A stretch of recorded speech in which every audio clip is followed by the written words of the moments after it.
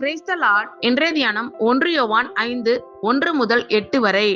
இயேசுவானவரே கிறிஸ்து என்று விசுவாசிக்கிற எவனும் தேவனால் பிறந்திருக்கிறான். பிறப்பித்தவரிடத்தில் அன்பு கூறுகிற எவனும் அவரால் பிறப்பிக்கப்பட்டவனிடத்திலும் அன்பு கூறுகிறான்.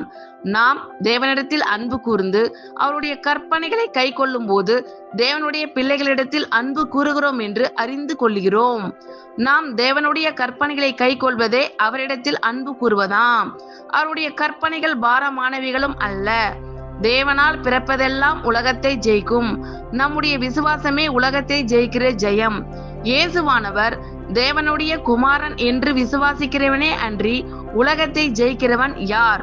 இயேசு கிறிஸ்துவாகிய இவரே ஜலத்தினாலும் இரத்தத்தினாலும் வந்தவர். ஜலத்தினாலே மாத்திரமல்ல, ஜலத்தினாலும் இரத்தத்தினாலும் வந்தவர்.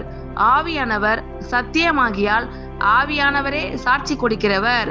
பரலோகத்திலே சாட்சி இடுகிறவர்கள் மூவர், பிதா, வார்த்தை, பரிசுத்த ஆவி என்பவர்களே. இம்மூவரும் ஒன்றாய் இருக்கிறார்கள்.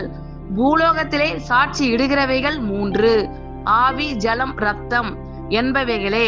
இம்மூன்றும் ஒருமைப்பட்டிருக்கிறது. ஆமென். Thank you Lord. கர்த்தர் உங்கள் அனைவரையும் ஆசீர்வதிப்பாராக. God bless you all.